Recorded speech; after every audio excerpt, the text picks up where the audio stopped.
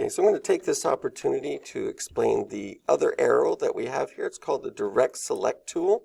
I'm going to zoom in on the eye a little bit and just make this outer part look a little more realistic. So I'm going to use the direct select tool and click on the outer eye right here. And I can actually select an individual anchor point by clicking and letting go. And now you can see I've got these 4 anchor points around the edge.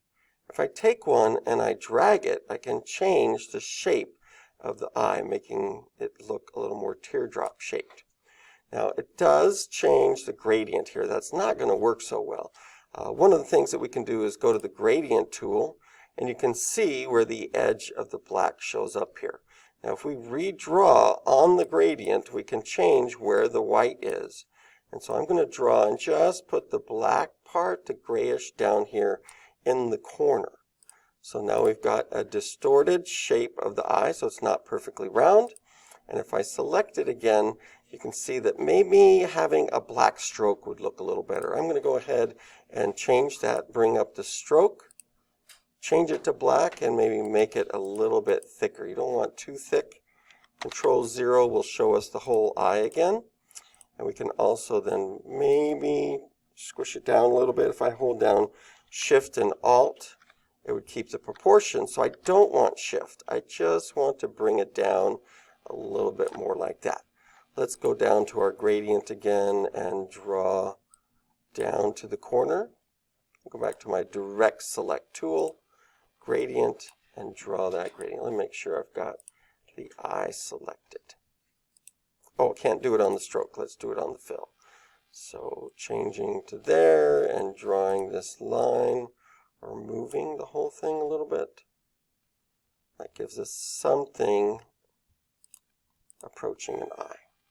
Now that eye is, if we call that good, basically one whole eye instead of all these different pieces. So I'm going to select all 3 of those and then right click on them and make a group out of it. And it took the eye and iris and added it to the top layer, the pupil layer. So I'm going to call this the right eye. That is his right eye. So we don't really need those layers once it's been grouped. Remember, they're still there in the group, and we could rename these if we needed to do something separate with them, but we just need this whole eye right here. Now I can make a copy of a group like that pretty easily. Now I can make a copy of that pretty easily, not by copy and paste, but by holding down the Alt button. If I hold down the Alt button, I can just drag it to the right, and I can have the other eye. Now that's not going to look quite right because it should be pointed the other way. I'm going to show you our first transform. So we've actually been transforming the scales already, but we're going to reflect this so it goes back the other way.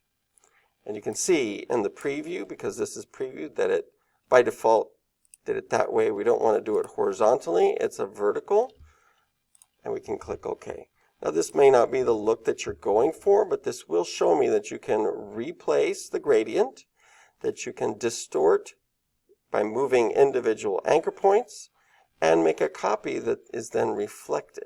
So this can be very useful for making one ear and then adding the other.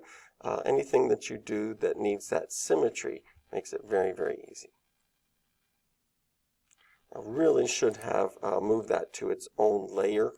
So let me go ahead and make the left eye layer and see if I can move one of these groups over there. So now I've got the left eye and the right eye on their own layer. So I could make it blink or wink if I have it on just one. So that would be just a changing of the vertical scale. So I would very much like you to be able to control the 2 eyes separately. So he could blink one eye.